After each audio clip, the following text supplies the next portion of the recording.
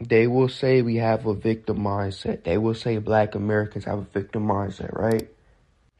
We're the poorest group in America, and white people react to that by saying, pick up your bootstraps, go to work. First of all the niggas who say this shit, they don't got no money. This is trailer park trash we talking about most time. Like, majority of America is poor. If a rich person say this shit, they just desensitized and it's like they out of touch with reality. But the majority of people who say this are poor. Nigga, you pick up your bootstrap, you broke at like these are broke niggas telling us that we need to get that it's so easy for us to get rich.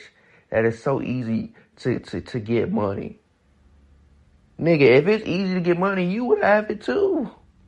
I hate how America tells us that in this capitalistic country, all we need is hard work and we gotta grind and then we'll eventually be rich. Because it got poor people believing they'll be rich while they're still poor and tell other poor people all they need is hard work to get money and to get out of poverty. That all they need is hard work. But they are poor themselves and will never be rich and will never make over six figures and will never make over 60,000 in their lifetime. Over 60,000 a year in their lifetime. Unless inflation save them, they'll probably make 60,000 like 2080 with inflation. But shit, like y'all understand what I'm saying? But like genuinely, like you notice how I mentioned how white people will say black people have a victim mindset, whatever. That ideology is pushed by you know who, and it's just like, bro, it's so hard for us to unite because we can't get together because the social construct of race, the social construct of class. Like white people don't associate themselves with poor black people, even if they're poor white people.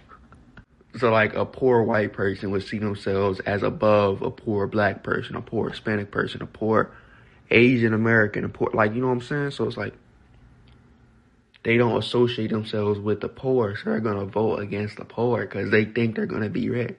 You know what I'm saying? But like the illusion of identity politics, the illusion of culture, this culture war, you know what I'm saying? So it's like, they going to vote against their own interests because they have a perceived enemy of minorities.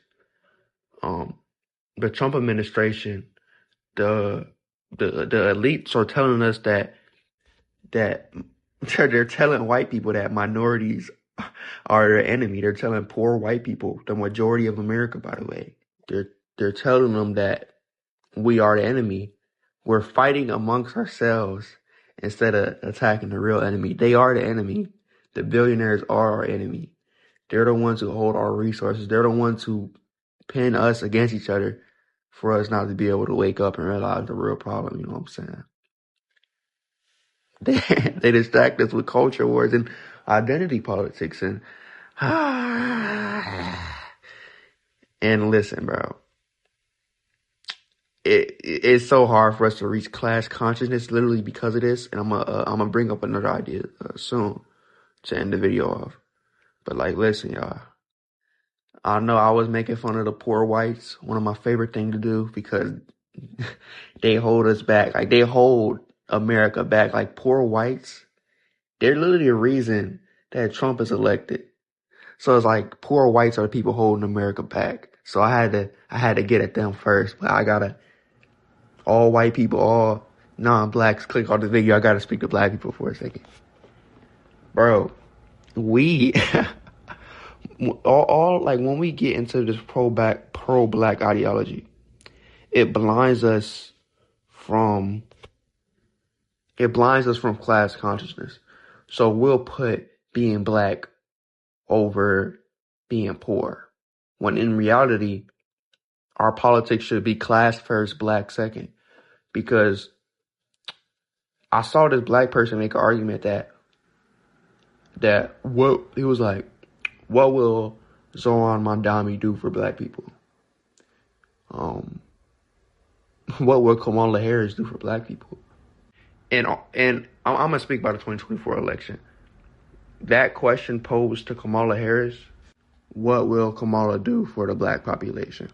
What will Kamala do for black people? what policies would she have to help black people? Which, shit, she has some. I mean, but still, it was like, there was this propaganda machine where niggas would be like, oh, she locked up thousands of black men for weed. She did this. She prosecuted thousands. I'm like, bro, oh my God. And we put being black first over class. She wasn't the best candidate, but she was clearly the best option for shit. She was clearly the best option against Trump, obviously. So why not vote for her? Now we are living under fascism because people prioritize identity politics and this culture war. Like they put like the people against the LGBTQ, which is a problem within the black community as well. Like you can't be pro-black and homophobic, and like it's so much identity politics. Oh my God. But like, yeah, Trump is against the LGBTQ community. One of the first bills he passed when he got elected was to only recognize two genders. You know what I'm saying? And when he ran his campaign on shit like that, he's not going to let men and women's restrooms, whatever. So-called men and women's restrooms. Which that logic is crazy because if a man wanted to go in a women's restroom, like, he's going to be like, oh, I have to transition first, so I'm allowed in there. No, a man's just going to go in there regardless. Like, a trans woman is not going to do nothing. Like, I don't know why we demonize them in the media. Shout out to all the dogs. Protect the dogs. I love y'all. Shout out to y'all. But, like, the hatred for the LGBTQ, the prioritization of race politics, from both black and white people. You know what I'm saying? Identity politics, race politics, us prioritizing that instead of class consciousness, instead of class politics. Like, we all got to be class first, bro. Like, we got to realize we're all poor. They want us to be against each other. They want to put us against each other and not realize that they are the problem. The top 1% is the problem game. Like, it's and to end this video off, I want to mention the idea, just to end this video off real quick for y'all. Shout out to Dom and Ford. I can't find the clip, so I'm gonna just have to recite it. They mentioned the idea of being temporarily embarrassed, temporarily poor. A lot of Americans believe that, oh, I'm only temporarily embarrassed. I'm only temporarily poor. I'm gonna eventually be a millionaire. I'm gonna eventually get my bag, you know what I'm saying? Just give me some time. But like, that's not the case. Like, all of us aren't gonna eventually be millionaires. Like, one of us is lying, because some of us are lying. And like, ask any teenage boy, like even ask me, like I believe I'm gonna be a millionaire. But the difference is I'm gonna use my millions for activism. I'm gonna use my millions to, you know what I'm saying? But I'm kind of having a inner conflict. I'm at a crossroads with that as well, like with that whole idea. Because it's like, I believe that I'm gonna be a millionaire. Like, I put in the hard work that I criticize other people for saying that hard work gets the millions. I put in that same hard work, you know what I'm saying? And I also believe that hard work will get me to where I want to be. So it's like, am I a hypocrite? Let me know. But it's like, yeah, going back to the idea. Because like a majority of Americans bought into that illusion. Like I said, like ask anybody. They believe they gonna be a millionaire. They believe they eventually gonna at least have some form of money. They gonna at least have some money. But like, we not. Like, I might, nigga, shit. Y'all see me growing up and shit, I'm doing good. But like, see, that's the problem. Like I don't even want to talk. Like, I'm gonna make a whole separate video talking about this. Yeah, I'm gonna make a whole separate video talking about this. I'm gonna dive deeper into this idea in itself, because it's a lot I gotta discuss within myself, within Americans in general. Like, this whole thought process needs to be deconstructed. Like, I think I gotta make a whole video on that. But I love y'all niggas so much, man. Am I a hypocrite? Let me know. But I love y'all, man. I'll see y'all tomorrow. Have a great day. I had to whisper at the end of the video because, like, my mom, like, she ended up kissing and shit. And, like, and I don't sound like I had to whisper a little bit.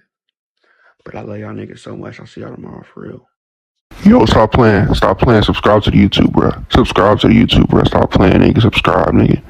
Subscribe to the YouTube. Subscribe to the YouTube. Subscribe to the YouTube.